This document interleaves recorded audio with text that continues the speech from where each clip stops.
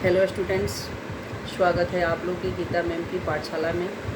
तो आज मैं क्लास 10 के लिए व्याकरण बुक से लेकर आई हूँ रचना के आधार पर वाक्य भेद। रचना के आधार पर वाक्य भेद जो बहुत ही इम्पोर्टेंट चैप्टर है। आप लोग क्लास 10 के लिए ये इसमें से हाफ ईयरली में भी आप क्वेश्चन आता है, एनुअल में भी आता है, प्री बोर्ड में भी आता है, बोर्ड में भी आता है। जैसे आप लोगों का लिटरेचर में कुछ चैप्टर डिलीटेड है, कुछ नहीं आएगा, कुछ आएगा, लेकिन जो ग्रामर बुक है इसमें ऐसा कोई चैप्टर नहीं है जो आप लोग को नहीं आया है। जो भी क्लास 10 के लिए आप लोग के ग्रामर बुक में चैप्टर दिए गए हैं, जैसे पहला चैप्टर है रचना के आधार पर वाक्य भेद, दूसरा चैप्टर है वाच्य, तीसरा है पद परिचय और चौथा है रस। तो रस अभी शायद इस रस आप लोग को डिलीटेड कर दिया है, रस नहीं पढ़ना है, लेकिन ये 4 चैप्टर बहुत ही इम्पोर्टेंट है, जिसमें पहला रचना के आधार पर वाक्य भेद, दूसरा है वाच्य, तीसरा है पद परिचय और चौथा है अलंकार।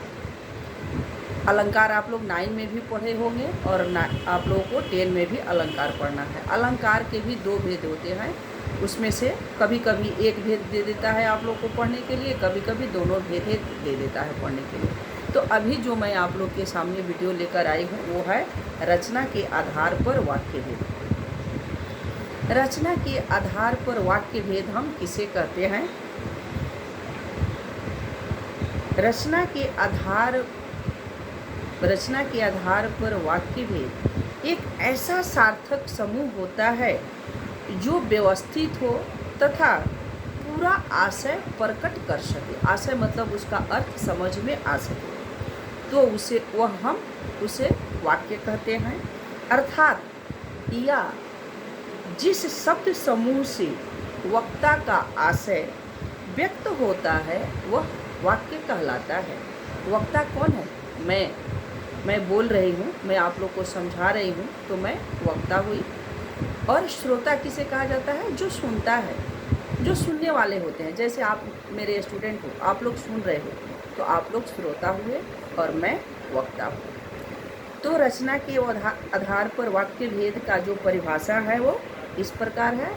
रचना के आधार पर वाक्य भेद ऐसे शब्द समूह को कहते हैं जिसकी जो पूरे तरह से व्यवस्थित हो और जिसका अर्थ प्रकट हो सके, उसे हम वाक्य कहते हैं। आप लोग एक चीज़ थोड़ा ध्यान से सुनिएगा। आप लोग कभी कभी वाक्य बनाते हो, आप लोग पत्र भी लिखते हो, आप लोग अनुच्छेद लेखन भी लिखते हो, तो कभी कभी आप लोग ऐसी गलती करते हो। जब वाक्य किसे कहते हैं ये तो पता है ना, कई शब्दों को जोड़कर हम एक वाक्य को पूरा करते हैं। जब कई शब्दों को मिलकर हम एक वाक्य को पूरा करते हैं, तो उसमें आप लोग क्या गलती करते हो? कहाँ पर कौन सा शब्द आप लोग को रखना है, उन शब्दों को आप लोग क्या करते हो, थोड़ा सा जिसको पहले रखना है उसको बाद में रख देते हो, और जिसको बाद में रखना है वह पहले रख देते हो। जिसकी वजह से जो मेरा वाक्य होता है या आप लोगों का वाक्य होता है वह अव्यवस्थित हो जाता है और उसका सही अर्थ नहीं निकल सकता है। तो हम कभी भी जब वाक्य बनाते हैं या पत्र लेखन करते हैं या अनुच्छेद लेखन करते हैं या कोई कहानी ही लिखते हैं, उसमें शब्द को वाक्यों में बांधना व्यवस्थित रूप से बहुत ही अनिवार्य होता है, और उसमें आप लोग ज़रूर ध्यान दीजिएगा कि कौन सा शब्द हम कहाँ रखेंगे। रचना के आधार पर 2 भेद भी होते हैं। वाक्य के 2 भेद होते हैं। कौन कौन से? उद्देश्य और विधेय। पहला होता है उद्देश्य और दूसरा होता है विधेय। तो उद्देश्य मतलब कर्ता हो जाता है। हर एक वाक्य में आप लोग देखिएगा कर्ता और कर्म होता है। तो जो उद्देश्य होता है वो कर्ता हो जाता है और जो कर्म होता है वो विधेय हो जाता है। जैसे मान लो एक वाक्य में आप लोग को बता रही हूँ, मोहन बीमार है। मोहन बीमार है, तो मोहन क्या हुआ? उद्देश्य हो गया। और बीमार है, ये क्या हो गया, विधेय। मतलब विधेय का अर्थ हो गया उसके बारे में बताना, विधेय का अर्थ हुआ उसके बारे में बताना। तो मोहन क्या हुआ, मोहन उद्देश्य हो गया और बीमार है विधेय हो गया। उसी प्रकार और भी कई मैं आप लोगों को वाक्य बता रहे हैं उदाहरण के लिए। जैसे मान लो सीता पुस्तक लिखती है, तो सीता क्या हुआ, सीता क्या हुआ, उद्देश्य, और पुस्तक लिखती है ये विधेय का विस्तार हो गया। यदि इस वाक्य में सिर्फ होगा लिखती है तो ये विधेय हो गया, लेकिन इसमें क्या लिखा गया है, पुस्तक लिखती है, तो ये विधेय का विस्तार हो गया। यानी मान लो सीता पत्र लिखती है, तो पत्र लिखती क्या हुआ, ये विधेय का विस्तार हो गया। और सिर्फ यदि होता सीता लिखती है, सीता खाती है, तो सीता हो गया उद्देश्य, खाती है हो गया विधेय।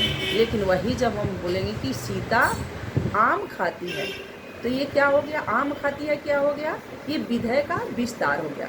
तो कभी कभी हमें जो विधेय होता है वो विस्तार से भी देना पड़ता है, और कभी कभी सिर्फ हमें विधेय बताना होता है, तो उसमें उसके किए गए कामों को हम बता देते हैं। उम्मीद करती हूँ रचना के आधार पर वाक्य भी आप लोगों को अच्छे से समझ में आ गया होगा।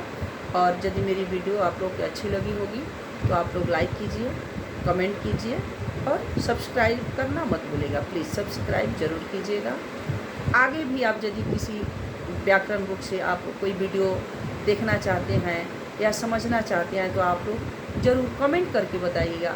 आप लोग कमेंट में नहीं लिखिएगा तो फिर मैं कैसे समझूंगी कि आप लोग क्या जानना चाहते हो या क्या पढ़ना चाहते हो। इसलिए आप लोग कमेंट बॉक्स में ज़रूर बताइए। तब तक के लिए अलविदा, अगले वीडियो में फिर मिलेंगे।